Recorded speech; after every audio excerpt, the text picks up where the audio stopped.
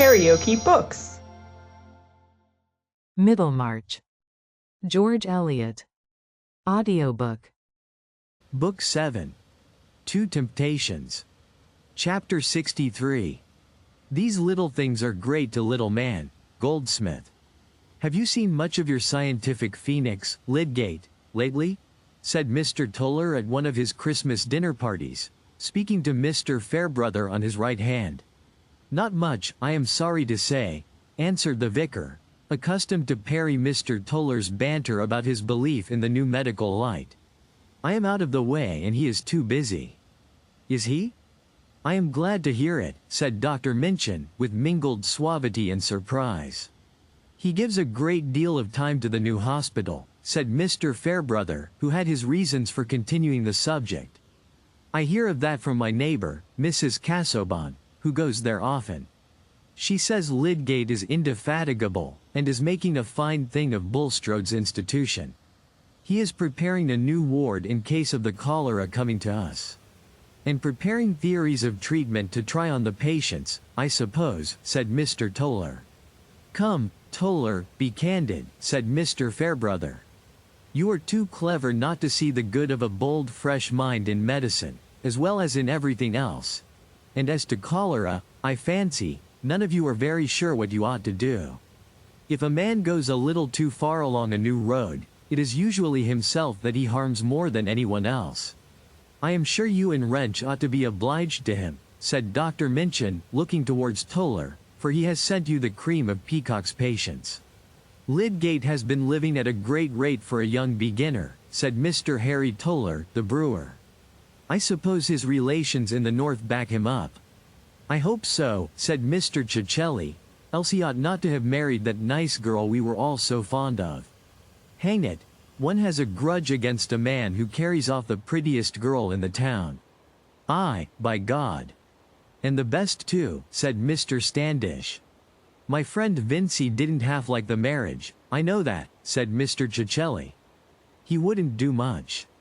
How the relations on the other side may have come down I can't say.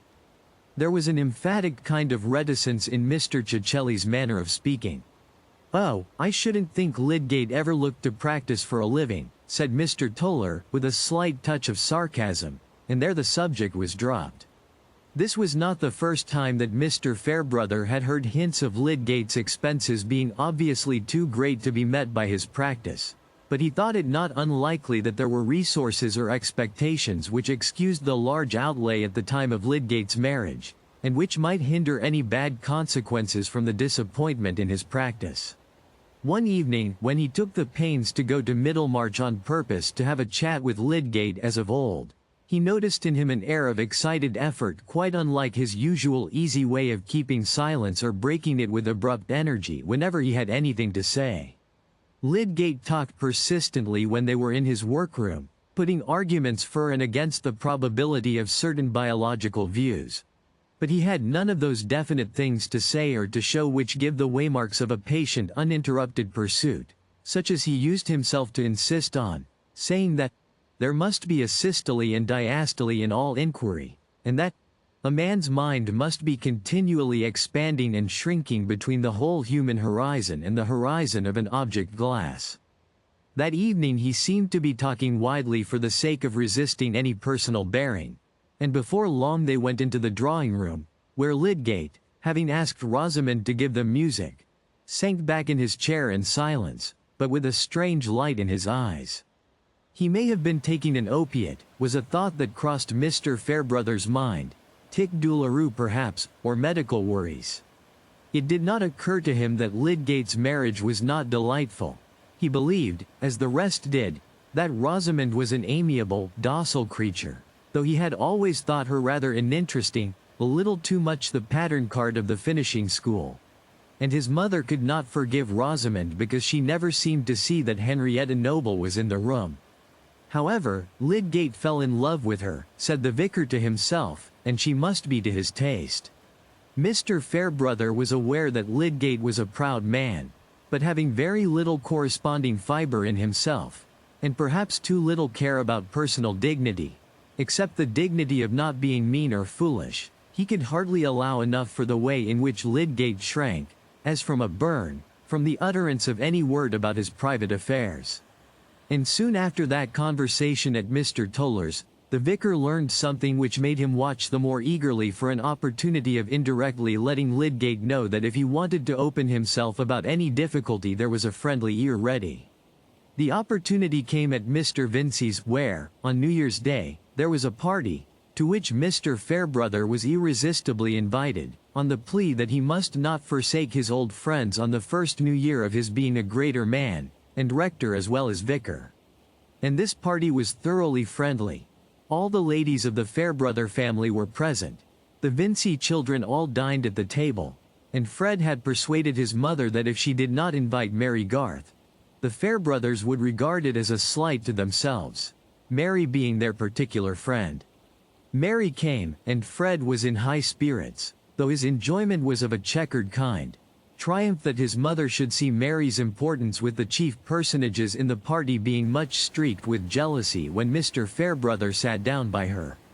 Fred used to be much more easy about his own accomplishments in the days when he had not begun to dread being bowled out by Fairbrother, and this terror was still before him. Mrs. Vincey, in her fullest matronly bloom, looked at Mary's little figure, rough wavy hair, and visage quite without lilies and roses, and wondered, trying unsuccessfully to fancy herself caring about Mary's appearance in wedding clothes, or feeling complacency in grandchildren who would feature the Garths. However, the party was a merry one, and Mary was particularly bright, being glad, for Fred's sake, that his friends were getting kinder to her, and being also quite willing that they should see how much she was valued by others whom they must admit to be judges. Mr. Fairbrother noticed that Lydgate seemed bored, and that Mr. Vincey spoke as little as possible to his son-in-law. Rosamond was perfectly graceful and calm, and only a subtle observation such as the vicar had not been roused to bestow on her would have perceived the total absence of that interest in her husband's presence which a loving wife is sure to betray, even if etiquette keeps her aloof from him. When Lydgate was taking part in the conversation, she never looked towards him any more than if she had been a sculptured Psyche modeled to look another way. And when, after being called out for an hour or two, he re-entered the room, she seemed unconscious of the fact, which 18 months before would have had the effect of a numeral before ciphers. In reality, however, she was intensely aware of Lydgate's voice and movements, and her pretty good-tempered air of unconsciousness was a studied negation by which she satisfied her inward opposition to him without compromise of propriety. When the ladies were in the drawing-room after Lydgate had been called away from the dessert, Mrs. Fairbrother, when Rosamond happened to be near her, said, "You have to give up a great deal of your husband's society, Mrs. Lydgate." "Yes, the life of a medical man is very arduous, especially when he is so devoted to his profession as Mr. Lydgate is," said Rosamond, who was standing, and moved easily away at the end of this correct little speech. "It is dreadfully dull for her when there is no company," said Mrs. Vincey, who was seated at the old lady's side. "I am sure I thought so when Rosamond was ill, and I was staying with her. You know, Mrs. Fairbrother, ours is a cheerful house. I am of a cheerful disposition myself, and Mr. Vincey always likes something to be going on. That is what Rosamond has been used to. Very different from a husband out at odd hours, and never knowing when he will come home, and of a close, proud disposition, I think." Indiscreet Mrs. Vincey did lower her tone slightly with this parenthesis. But Rosamond always had an angel of a temper. Her brothers used very often not to please her, but she was never the girl to show temper. From a baby she was always as good, and with a complexion beyond anything. But my children are all good-tempered, thank God. This was easily credible to anyone looking at Mrs. Vincey as she threw back her broad cap strings, and smiled towards her 3 little girls, aged from 7 to 11. But in that smiling glance she was obliged to include Mary Garth, whom the 3 girls had got into a corner to make her tell them stories. Mary was just finishing the delicious tale of Rumpelstiltskin, which she had well by heart, because Letty was never tired of communicating it to her ignorant elders from a favorite red volume. Louisa, Mrs. Vincey's darling, now ran to her with wide-eyed serious excitement, crying, "Oh Mama! Mama!" The little man stamped so hard on the floor he couldn't get his leg out again. "Bless you, my cherub," said Mama. "You shall tell me all about it tomorrow. Go and listen." And then, as her eyes followed Louisa back towards the attractive corner, she thought that if Fred wished her to invite Mary again she would make no objection, the children being so pleased with her. But presently the corner became still more animated, for Mr. Fairbrother came in, and seating himself behind Louisa, took her on his lap. Whereupon the girls all insisted that he must hear Rumpelstiltskin, and Mary must tell it over again. He insisted too, and Mary, without fuss, began again in her neat fashion, with precisely the same words as before. Fred, who had also seated himself near, would have felt unmixed triumph in Mary's effectiveness if Mr. Fairbrother had not been looking at her with evident admiration, while he dramatized an intense interest in the tale to please the children. "You will never care any more about my one-eyed giant, Lou," said Fred at the end. "Yes, I shall." "Tell about him now," said Louisa. "Oh, I dare say. I am quite cut out." "Ask Mr. Fairbrother." "Yes," added Mary. "Ask Mr. Fairbrother to tell you about the ants whose beautiful house was knocked down by a giant named Tom, and he thought they didn't mind because he couldn't hear them cry, or see them use their pocket handkerchiefs." "Please," said Louisa, looking up at the vicar. "No, no, I am a grave old parson. If I try to draw a story out of my bag a sermon comes instead." "Shall I preach you a sermon?" said he, putting on his short-sighted glasses, and pursing up his lips. "Yes," said Louisa, falteringly. "Let me see, then. Against cakes. How cakes are bad things, especially if they are sweet and have plums in them." Louisa took the affair rather seriously, and got down from the vicar's knee to go to Fred. "Ah, I see it will not do to preach on New Year's Day," said Mr. Fairbrother, rising and walking away. He had discovered of late that Fred had become jealous of him, and also that he himself was not losing his preference for Mary above all other women. "A delightful young person is Miss Garth," said Mrs. Fairbrother, who had been watching her son's movements. "Yes," said Mrs. Vincey, obliged to reply, as the old lady turned to her expectantly. "It is a pity she is not better looking." "I cannot say that," said Mrs. Fairbrother, decisively. "I like her countenance. We must not always ask for beauty, when a good God has seen fit to make an excellent young woman without it. I put good manners first, and Miss Garth will know how to conduct herself in any station." The old lady was a little sharp in her tone, having a prospective reference to Mary's becoming her daughter-in-law. For there was this inconvenience in Mary's position with regard to Fred, that it was not suitable to be made public, and hence the three ladies at Lowick Parsonage were still hoping that Camden would choose Miss Garth. New visitors entered, and the drawing-room was given up to music and games, while whist tables were prepared in the quiet room on the other side of the hall.